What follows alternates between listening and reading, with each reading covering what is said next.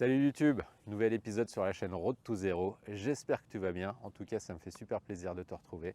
Pour ceux qui ne me connaissent pas, je m'appelle Fred et je partage ma progression golfique à travers différents types de vidéos, différents types de formats et accompagné d'un pro, Jérém, qu'on va retrouver juste après au Golf du Lys. Alors, tout petit détail, j'ai pu constater que vous êtes désormais plus de 2600 à avoir rejoint la chaîne et le concept. Ça me fait super plaisir. Un grand merci à vous pour le soutien, c'est top. J'espère qu'on va pouvoir continuer comme ça et continuer à grandir. Alors, cette vidéo a pour but de reprendre celle de la semaine dernière. Donc, j'ai décidé de faire un 18 trous avec Paul au golf de Guadancourt, avec pour but d'essayer de casser le par avec des départs avancés. Il y a eu des bonnes choses et des moins bonnes. Et donc, Jérém va nous donner son avis par rapport à ça et voir s'il y a des choses à améliorer. Donc, si tu penses que tu peux potentiellement apprendre des choses sur cette chaîne, abonne-toi. Le bouton est à peu près par là. Et un petit like pour le soutien, ça fait toujours plaisir. Allez, je vais tenter une transition aujourd'hui. On se retrouve au Golf du Lys. Salut Fred, Salut Jérém, tu vas bien? la forme? Bonjour YouTube. On y va? C'est parti. Pas mal de choses, pas mal de choses. Non, c'est la forme en ce moment. Franchement, je suis assez carré sur tout ce que j'ai entrepris. Et donc, D'accord. ça me fait plaisir, que ce soit l'entraînement, les choses que j'ai, le sport, la pratique, etc. Et puis, tu as vu la dernière vidéo. Bah, justement, je suis dessus. Alors, à la base, moi, j'aime bien le format 9 trous. Si on s'était arrêté à 9 trous, ça aurait été bien. C'est vrai, alors après, c'est un peu de ma faute. T'as un peu détourné ce que je t'ai dit Non, l'autre mais jour. bien sûr, évidemment. On est d'accord que si jamais on veut faire une série breaker le par ou essayer de jouer sous le par, c'est 18 trous la base. Alors, 18 trous, c'est évidemment, c'est le vrai point de repère pour savoir, parce que le parcours de golf, c'est 18 trous. 9 trous, pour le moment, c'était une bonne entame d'entraînement. Ouais. Par contre, je t'avais demandé, connaissant le parcours de Sergi, je suis venu jouer avec toi une fois, je trouve que entre l'allée de Sergi et le retour du parcours de Sergi est complètement différent. On a un parcours à l'allée qui est court, très technique, Et assez étroit alors que le retour est beaucoup plus long. et plus large. Donc je t'ai dit, tu as vu, tu l'as fait à l'allée, tu as objectif atteint. Ouais. Je me suis dit, ça aurait été sympa que tu le fasses aussi au retour. Cependant, pour des raisons climatiques évidentes, c'est un vrai problème. Le haut est vraiment pas praticable en entier. Donc, faire l'intégralité des 9 trous, vous allez plus le subir qu'autre chose. Donc, c'est pour ça que j'ai décidé d'aller le faire sur Guadancourt. T'es sûr que c'est eux qui vont subir? Un peu des deux. La rétine, la fractale et puis moi les pieds et l'humidité. Donc ça s'est transformé entre les 9 trous du retour en 18 trous directs. Exactement. Très bien. Un endroit tu m'as dit que tu avais du mal aussi. où j'ai grave du mal. C'est Guadancourt, je sais pas, c'est psychologique. Il y a des choses qu'il va falloir arriver à dépasser. Mais je me suis dit, voilà, c'est un bon petit challenge d'aller faire ça là-bas. Alors, ce qui m'intéresse par rapport à cette vidéo, tu ne vas pas me refaire tous les trous. Ah, bien sûr. On a juste à regarder la vidéo tous ensemble et dans ce cas-là, je pourrais refaire une analyse D'ailleurs, vous directe. pouvez la trouver en haut à gauche. Droite ou gauche? Non, c'était bon là. Ah bon, Ouais, c'était bon. je l'avais Non, travaillé ce c'était matin et tout. En haut à gauche. Première chose, par rapport au parcours à thème que je t'ai imposé. D'accord? Ton ressenti, Ouais. l'objectif, c'est de jouer sous le par Mhm. en partant d'un départ avancé. Notamment, là, on est un tout petit peu reculé. On était Ouais. plutôt aux alentours de 240 On avait mètres. commencé à 220 et là, ce jour-là, on était à 240. 240. Donc déjà, c'était plus difficile. Ouais. Deuxièmement, tu as joué avec Paul. Ouais. Très bon Joueur joueur. d'expérience, avec sa manière de jouer, une approche, j'ai trouvé un peu différente, on en reparlera. Ouais. Donc un peu ton retour à toi là-dessus. Et dernièrement, moi je trouve ça très difficile à la fois de faire un stroke play et en même temps par-dessus un match play, parce que pour moi c'est deux dynamiques de jeu qui sont différentes. Donc par rapport au match play, ton avis également là-dessus. Voilà, c'est vraiment les 3 points, je voudrais que tu... Si je résume ma partie, le début très bien. Je devais être détendu. En plus, j'étais un peu en position de force parce que j'ai pris l'avantage dans le cadre du match play. Donc, ça m'a un peu conforté. J'étais en confiance. Je me suis rendu compte que je pète principalement sur les par 5. D'accord. Il doit y avoir une notion de... On est en hiver, c'est un peu plus court. Il y a peut-être moyen d'attaquer en 2. J'ai envie de taper plus fort. Il y a peut-être ça. Et puis, il y a eu un moment où j'ai dû me tendre, j'ai dû trop réfléchir et c'est là que c'est parti un peu en vrille. Par contre, ce n'est pas un gros craquage. Si je réfléchis bien, par rapport au départ d'hiver actuel, la formule à 240 mètres, je gagne à peu près 30 à 40 mètres sur les départs. D'accord, Donc, ok. ce n'est pas énorme non plus. Et si je résume, j'ai fait une partie à plus 11 en stroke play sur un parcours que je ne score pas d'habitude. D'accord. Donc, plutôt content. Le match play, est-ce que c'était une bonne idée ou pas? Effectivement, j'y ai réfléchi après. S'il n'y avait pas eu ce facteur, peut-être que ça aurait été un peu différent. Je préfère pas m'avancer, mais ça a joué quand même d'une certaine façon. Et puis après, voilà. La différence, c'est que quand tu fais le parcours, tu as l'impression de jouer de telle manière. Quand je monte la vidéo et que je regarde 150 fois mon swing, c'est là que tu te dis ah, c'est pas exactement ce que je voudrais. Mais voilà, je pense qu'il y a certaines choses que j'ai réussi à identifier, d'autres pas. On va peut-être en faire une ensemble d'ailleurs, de vidéos sur le parcours. Ça pourrait être sympa. Mais pour ça, il faudrait que les gens soient partants, non? T'en penses quoi? Ouais. Ouais. Ah, Un petit challenge, non? un T'en petit penses quoi? challenge? Ouais. Parce que nous, on fait toujours le challenge entre nous, mais. c'est vrai. Donc, si la vidéo atteint 10 000 vues, 10 000 vues! 10 000 c'est trop? Tu crois qu'ils sont capables? Je sais pas. Ouais, ça pourrait être pas mal. Si on fait 10 000. Si, ok. Défi. Si cette vidéo fait 10 000 vues, Ouais. j'affronte Jérém sur le parcours. Avec la formule. Avec la formule À thème. Ok. à thème qu'on. On compte va sur vous. fixer. Pas trop vite, hein, détendez-vous, parce qu'il fait froid en ce moment. Donc, le truc, c'est que tu as des par 3. Et par 3, c'est soit tu es sur le green, occasion de birdie, Ouais. soit tu n'es pas sur le green, tu es en galère. Ouais. Ok. Ensuite, tu as les par 5. Alors, les par 5, souvent, les gens se disent ah, c'est l'occasion de gratter des points, etc. Alors, aujourd'hui, un par 5, soit tu as vraiment de la longueur et que tu es constant dans ta longueur, parce qu'il faut aussi. Il n'y a pas une question de longueur, une question de longueur et de précision.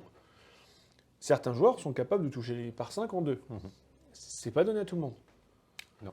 Par contre, normalement, sur un par 5, tu te retrouves avec un troisième coup plus court. C'est simple. Et c'est sur ces coups-là que tu vas aller chercher les drapeaux. Exactement.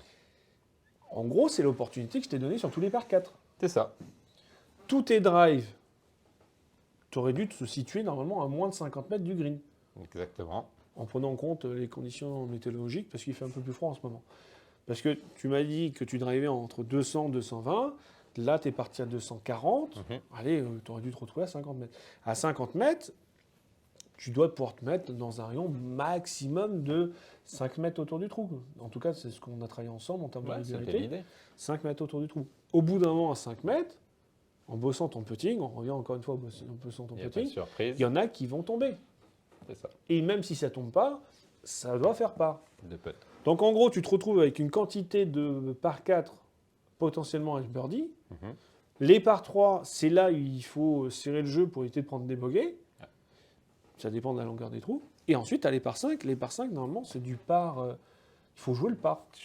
Voilà. C'est pour ça que. Parce que ce que j'ai vu dans ta vidéo, après, c'est que sur ces trous-là, tu as forcé au driving. Enfin, tu as changé un petit peu tes conditions de driving et tu as commencé à lâcher. Si je dis pas de bêtises, tout est noté quelque part dans mon téléphone, sur tes mises en jeu, tu n'as mis que 8 drives sur la piste. Ce qui représente que 53% de mise en jeu.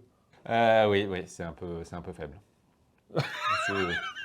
La déception. Ah, mais ça va, j'accepte. Non, mais voilà. C'est un constat. Ouais, c'est ça. Et donc c'est là, les tu as stats, une marge c'est pas- de progression. C'est l'avantage. Et j'ai pu constater que 30%, quand tu n'étais pas sur le fairway, était plutôt à droite. Ouais. Sûrement lié à son... Ça va être le Ton chemin fade, de club ton et ça chemin va être qui- le fade qui va prendre On là-dessus. retrouve toujours. Mais tu vois, à chaque fois que tu veux forcer, tu l'accentues. Deux têtes de la vidéo, je ne dis pas de bêtises, tu as dû perdre 2 balles, 3 balles. J'en perds 2, je crois. 2 balles. Mais les autres, ouais, Donc, une balle perdue, ça te coûte 3 coups à la sortie. c'est ça. Voilà, donc ça, au compteur, ça fait mal. Ok. Donc la mise en jeu, tu vois, c'est important. Donc l'idée, c'était peut-être même, dans ce genre de formule, c'est vrai que c'est tentant, mais à un moment, tu as fait la remarque sur le parcours. Tu as fait la remarque, tu as dit oui, mais bon, normalement, je fais 220, 240, mais là, il fait froid, ça vole pas, ça pitch, ça roule pas. Donc, tu n'étais pas sûr de toucher les greens. Ouais. Après, ouais. Est-ce que c'était pas plus sage peut-être de prendre un club un peu en dessous, d'assurer ta mise en jeu, Ouais. te retrouver dans une distance qui te convient pour attaquer ton green? Sans doute. Mm.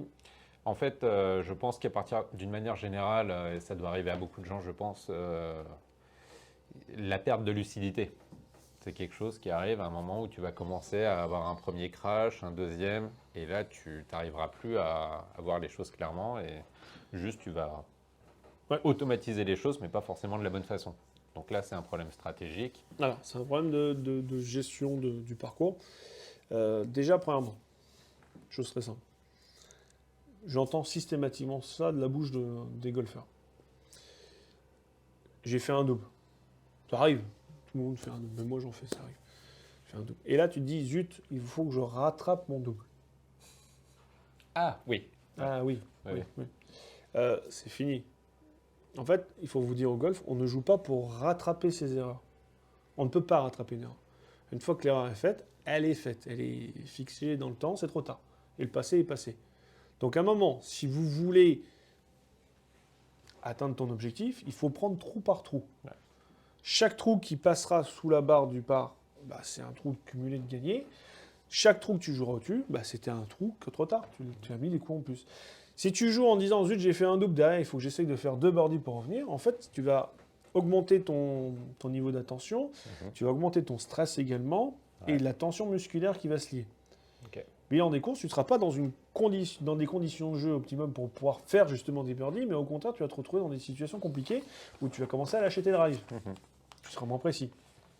Et c'est là que viennent les erreurs. Tu m'en avais parlé, c'est sur le trou numéro 10, où je fais ma petite gratte et le drive qui fait 70 mètres. Et dans le commentaire dans la vidéo, je dis, bon, je vais sortir le bois 3 pour rattraper. C'est ça. Bon, mauvaise opération. C'est de compenser, de rattraper la distance au bois. Et ça, tu m'as dit, on ne rattrape jamais un coup. Ce qui est arrivé est arrivé. C'est trop tard. C'est fait. Faut avancer. C'est fait. Parce que, au bout d'un moment, c'est là que c'est intéressant. Là, je t'ai demandé de faire un petit travail à la maison, entre la vidéo et aujourd'hui. J'ai demandé à Fred de me sortir des stats. Alors oui, je sais, alors les stats, ça fait toujours très très peur. Donc je te laisserai monter un petit peu le tableau. Les stats, ça fait peur, mais les stats, ça va nous permettre de montrer de manière objective ce qu'on est capable de faire. Pourquoi ça nous sert? Pas pour nous faire du mal, mais pour nous permettre de mieux visualiser notre jeu. Et derrière, de se dire, voilà, moi, en mise en jeu, je suis qu'à 53% de mise en jeu. D'accord? Donc si tu arrives au bout de 9 trous, tu as déjà atteint ton quota. Ça ne veut pas dire que les 9 derniers, c'est condamné. C'est pas ce que je dis. Mais globalement, si derrière, tu commences à lâcher un peu, c'est pas grave. Il faut savoir que tu lâches. Quelqu'un qui fait une moyenne de 30 putts par partie, il ne va pas du jour au lendemain tomber à 20. C'est impossible. D'accord? C'est des stats. Alors attention, des stats, ça se calcule sur plusieurs parcours. Oui, bien sûr. Et ça donne une objectivité dans ce que tu fais. D'accord? Et toi, ces stats-là, il faut que tu les prennes en compte dans ton propre jeu. Ouais. Si tu loupes ton drive, tu sais que il y a presque 47% de chances que tu loupes ton drive. Derrière, tu prends un bois pour rattraper le coup loupé. Donc déjà, l'état d'esprit n'est pas bon. La pression augmente, la tension est là, il n'y a rien qui va. Et que ce bois-là, je ne sais même pas combien est ton pourcentage de réussite au bois. Voilà. On n'a pas la donnée. Donc en plus, si tu prends un club avec lequel tu n'es pas forcément à l'aise pour rattraper un coup que tu as loupé, mais qui est normal que tu loupes parce que tu es humain, tu vas louper des coups, et bien là, c'est le début de la cata. Okay. Et là, tu fonces droit dans le mur. Donc il faut, à un moment, se dire, lucidité, tu m'as dit. Lucidité, exactement. Il faut savoir se dire, hop, c'est pas grave, j'ai loupé un coup, ça va faire partir de mon calcul de coup. Il y avait un très grand joueur de golf qui fonctionnait comme ça, pour la petite histoire, il s'appelle Walter Hagen. Alors ce joueur-là, on n'était pas né. Enfin, je ne sais pas s'il en reste beaucoup qui l'ont connu de leur vivant. Mais Walter Hagen, on le retrouve dans un très très bon film, La légende de Beggar Vance. Je ne sais pas si tu l'as vu, je t'invite à le regarder. Je l'ai vu. Très très bon film, avec Matt Damon et comment il s'appelle, Will Smith.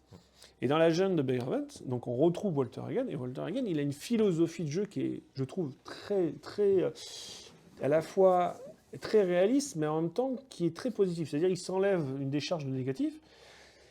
Il arrivait toujours, au début de ses parties, en disant, voilà, moi quand je joue, je fais 3 mauvais coups. Okay. Dans une partie, il y a 3 mauvais coups. Et là, il arrive sur un trou, tac, il tape, la balle est topée, le coup est merdique.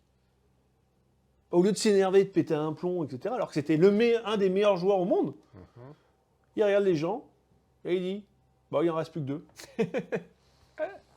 Et il se relativise. Et fin de journée, il n'en a fait que 1 ou 2.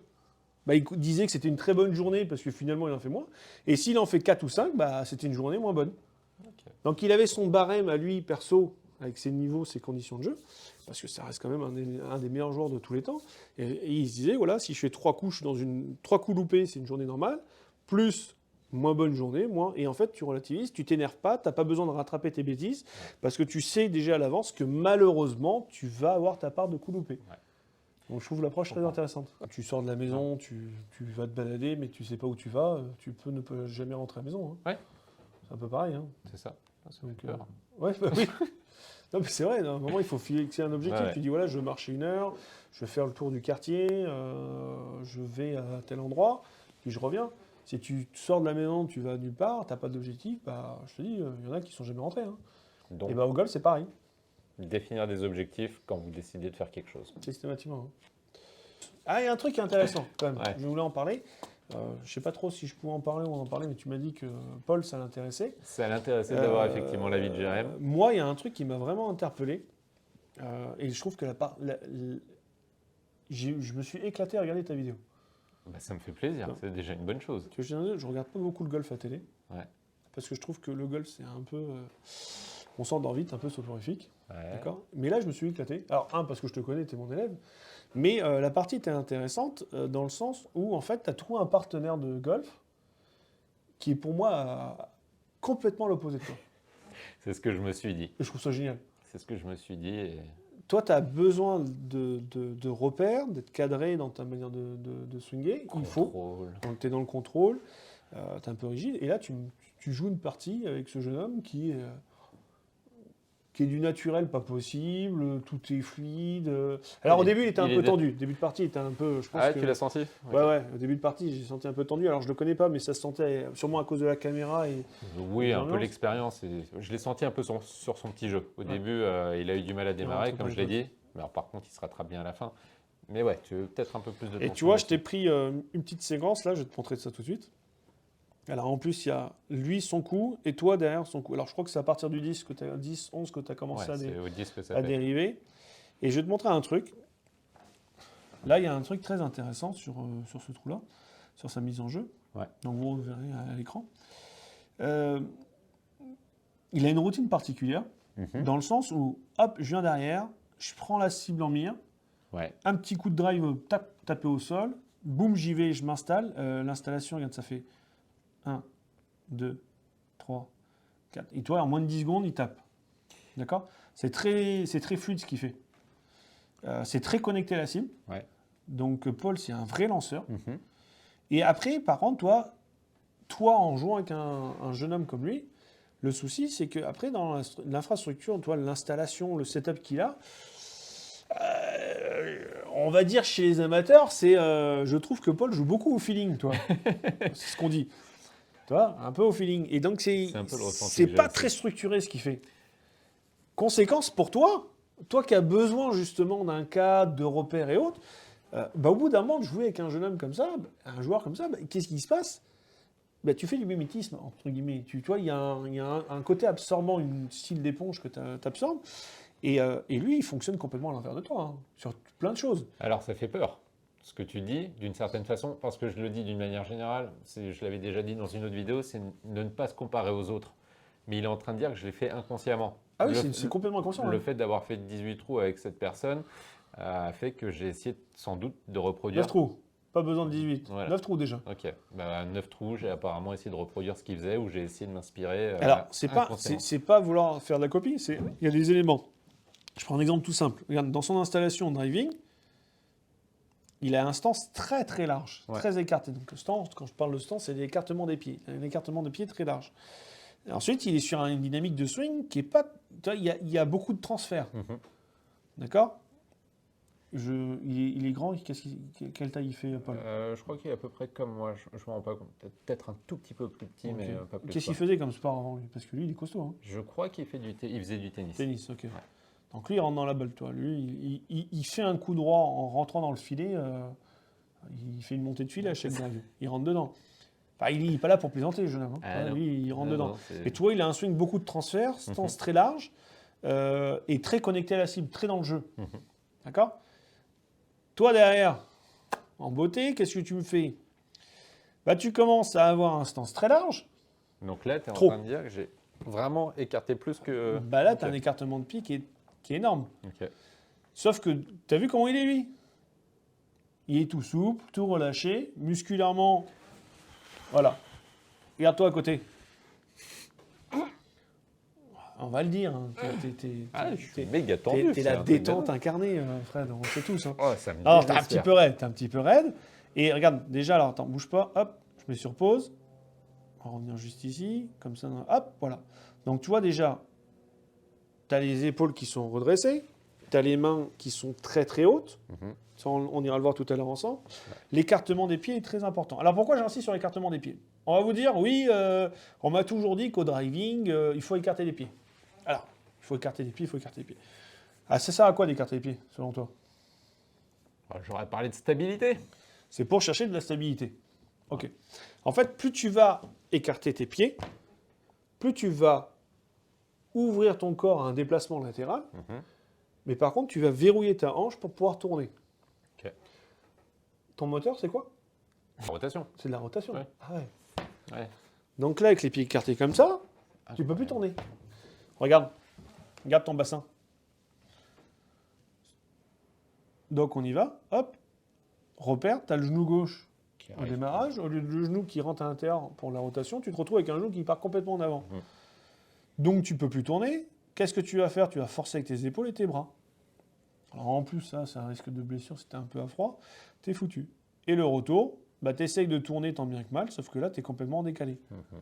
Ok. Donc indirectement, mais parce que aussi, je pense que Paul, Vu qu'il il a rien fait le pauvre, hein, c'est pas de sa faute. Non, hein. non, bien sûr. Mais Salut, Paul. indirectement, comme tu l'as regardé, Paul, il a les pieds écartés, mais regarde, quand tu regardes son swing à Paul, il a un swing, alors ça tourne, hein, je dis pas que ça tourne pas son swing, mais il est surtout sur un swing de transfert. Tu vois. Ouais. Il vient charger déjà, dès le début, il charge à droite. Il charge beaucoup la jambe droite. Voilà, il charge à droite, il charge à gauche. Donc il est dans un swing plutôt dynamique, je transfère droite-gauche, et je mets du poids dans la balle, Mhm. alors que toi, tu es sur un mouvement plutôt de rotation. Tu vois le truc ou pas? Tu t'en rends Ouais, compte ouais. là quand je te montre tes images? Ah oui, encore une fois, c'est toujours dur de voir les choses quand tu es dans le moment. Et d'ailleurs, tu penses à 50 000 heures de choses. Pourquoi est-ce que ça n'a pas marché? Maintenant, tu me parles du stance, et je pense que d'une manière générale, il est peut-être trop écarté. Ça, on va revenir dessus. Et qu'il faut que je fasse beaucoup plus attention à Un ça. repère simple, je redirais, mais tous ceux qui cherchent à tourner, il faut un stance en termes de largeur maximum, largeur d'épaule. Ok.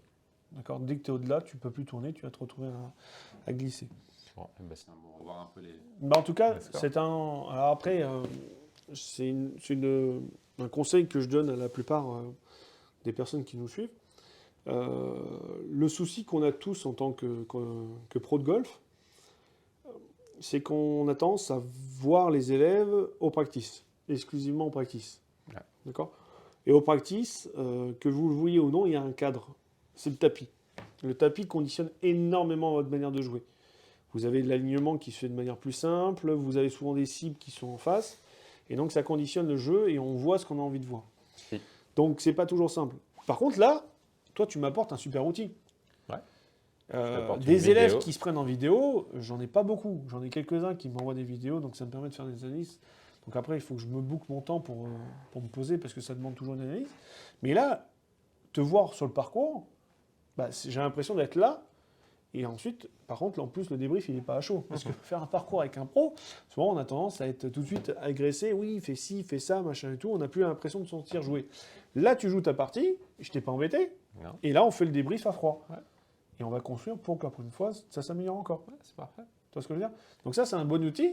Alors, je dis peut-être pas 18 trous, mais si vous avez à vous filmer 2-3 trous déjà, ça peut être super intéressant avec des prises de vue à la fois de derrière ou de face. Je suis sûr que votre pro serait pas contre de bosser avec ce genre d'outil. Non, clairement. En Je tout l'ai cas, dit. pensez-y, mais la vidéo, c'est vrai qu'on a tendance à sous-estimer. Ça C'est- fait peur parfois, alors que c'est un super outil. À un moment, tu feras la tronche. Mais Ouais. c'est pour. Ah bah de toute façon, si tu veux progresser, améliorer à un tout moment, ça. il faut savoir se remettre en question. Bien sûr. C'est ça. C'est ce qu'on fait depuis le début ici. C'est ça.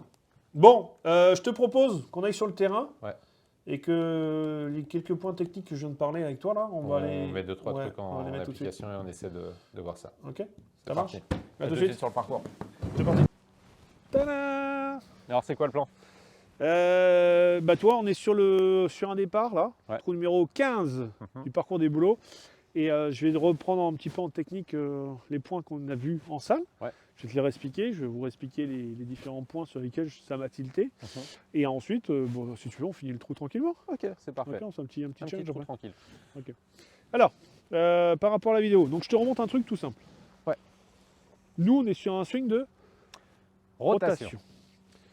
Tu te souviens, je t'avais déjà fait faire des exercices où je te demandais de te mettre pieds joints. Mhm. D'accord. Et quand tu es pieds joints, automatiquement, tu te retrouves à Tournez libérer là. la rotation. Je tourne. C'est facile. Alors après, attention, il faut avoir de l'équilibre. Hein. Mais au moins, tu tournes. Maintenant, quand tu arrives au drive, on te dit ouais, Fred, tu veux envoyer un gros drive là? Allez, vas-y. Écarte de stance, installe-toi, ancre-toi dans le sol et vas-y, rentre dedans. Eh ben, regarde. Alors, j'avoue, j'exagère un peu, mais c'est pour vous montrer l'exemple.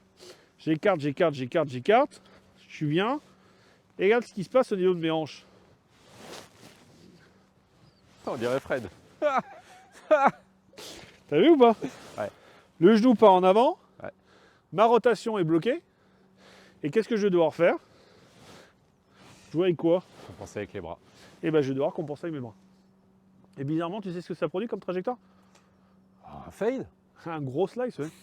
Une balle Fade. coupée en slice. Ce que je te disais tout à l'heure, si tu es dans un swing de rotation, même sur du driving, ton écartement de pied ne doit pas être plus large que tes épaules. Ouais. Tu dois resserrer ton stance. Alors tu dis, ouais, mais attends, j'ai pas assez de potentiel à balancer l'énergie. Ta source d'énergie, c'est du moteur, c'est de la rotation. Tourner. Tu vas pouvoir tourner. Si tu écartes, tu ne peux plus tourner. Okay. Donc il ne va pas falloir confondre les sensations et la réalité. Ouais. Et toi, sur la vidéo, ce que tu me dis toujours, tu dis « Ah, c'est quand même surprenant, j'ai l'impression que ça se passe bien, et quand je me regarde à la caméra, c'est une catastrophe. » Là, c'est le décalage entre les deux, entre ce que tu penses faire et ce que tu fais réellement. D'accord? Donc là, je vais te faire la démo, je vais t'en faire deux. Première balle, stance très écartée. J'exagère, hein. C'est assez écarté pour toi? Ça me semble pas mal. Ouais. Tu veux que je fasse encore un peu? Un bout d'un non, moment, c'est ça va bon, craquer, on y va. non? C'est bon? Ok. Et là, tu vas pouvoir voir ma belle rotation. T'as vu comment je suis bloqué? Allez, on voit ce que ça donne avec la balle.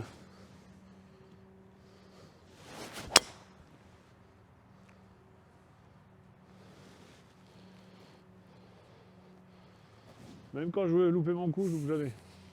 T'as vu la trajectoire ou pas? J'ai vu. Ok, ça fait une sorte de fade Tout petit fade. balle à droite. Ok. Maintenant, deuxième exemple. On va rétrécir le stance pour augmenter la rotation. Je tourne.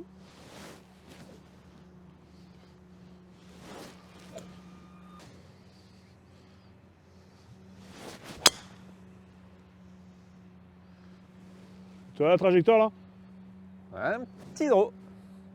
Légèrement en draw, tout droit. Ok?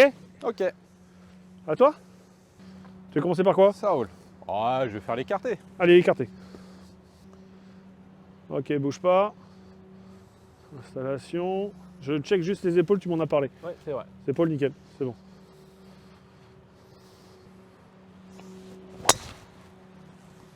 Elle est superbe. Et tu vois qu'elle tourne vers la droite. Elle tourne vers la droite, effectivement. Ok? Ça marche. Deuxième balle. Resserre encore un peu. Voilà, nickel. Allez, swing d'essai. Là, ça tourne. Ça tourne tellement que tu n'en as même pas l'habitude. C'est vrai. Ok, bouge pas. Installation, on est bon. Les épaules dans le même sens. Tu vois, là, tu commences à mettre tes épaules à gauche. Ok, donc 3 à Alors, gauche, si- 3 ouvert. Parallèle ou un peu ouvert, c'est pas grave. Mais n'exagère pas non plus, sinon tu vas couper ta trajectoire. Ok. Ok.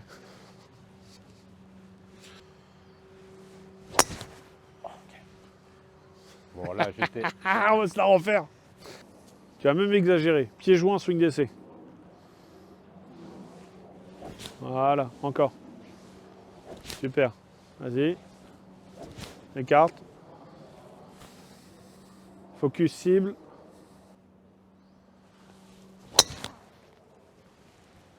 Bon, T'as fait une balle qui tourne à gauche? j'ai fait une balle qui tourne à gauche. Incroyable. Ok. Allez, tête dernière. Pas plus large que tes épaules. Resserre. Voilà. Focus cible.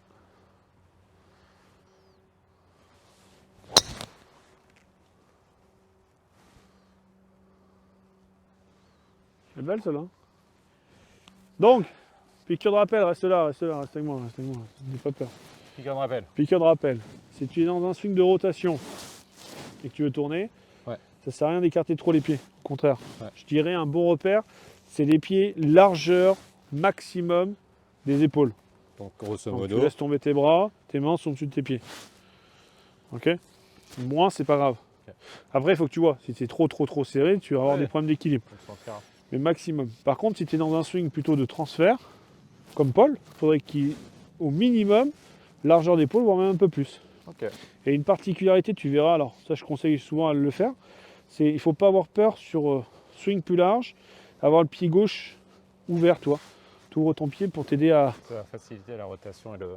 et surtout à avancer dans la balle. Ok. Donc dès que tu es dans une dynamique de le lancer, il ne faut pas que tu aies peur d'avancer. Donc celui-là, tu peux l'ouvrir hein, sans aucun souci. Ok.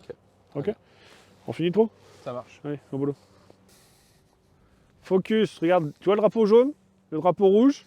Ouais. Tu Entre prends le les milieu des deux, tu coupes en deux, hop. Et tu vas me chercher ça, s'il te plaît.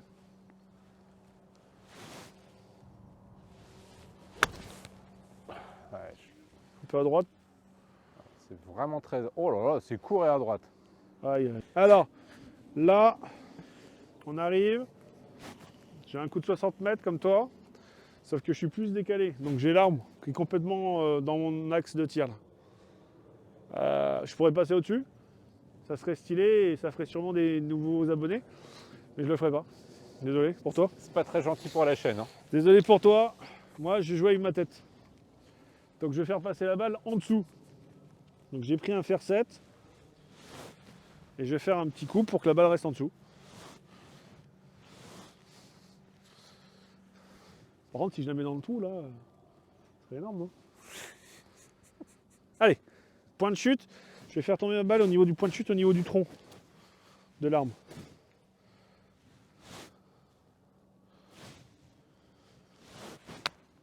Voilà.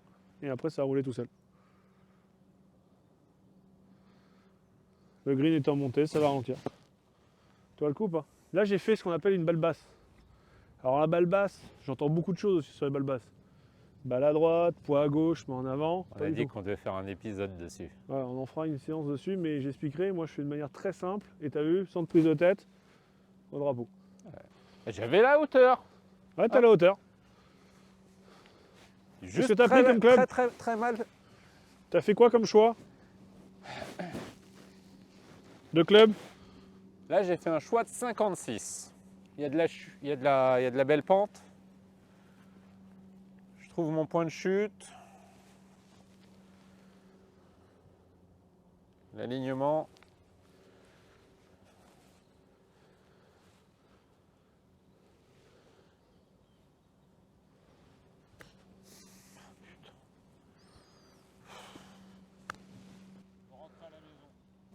Ah, dommage. C'est dur en ce moment quand on sort la caméra, je suis pas dedans quoi. Ah, c'est parce que tu commences à être une célébrité, c'est pour ça. Je marque ma balle, je nettoie ma balle, j'utilise l'alignement de la flèche sur ma balle. Je fais gaffe qu'il n'y a rien sur la ligne. Et là, l'avantage d'avoir un putt en descente, c'est que même si je dépasse un peu, je me retrouverai avec un putt en montée. Ça roule vraiment pas. Ah l'angoisse. C'est rare de te voir court. Ah non mais les greens des boulots roulent beaucoup moins que ceux des chaînes là en ce moment. Drapeau, j'enlève? Allez, Allez. Oh c'est joli. Bravo monsieur. merci. On finit sur une bonne touche. Bogué quoi, mais bon. Bogué quoi. Allez, faut le rentrer sûr. Je me suis laissé le putt le plus simple du monde là.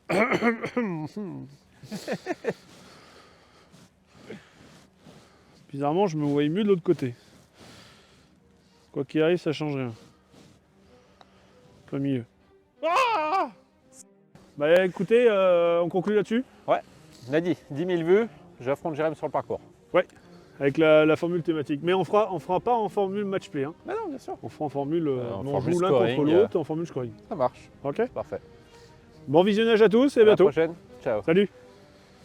Le plus dur dans cette histoire, c'est que j'ai 2 jours pour monter cette vidéo.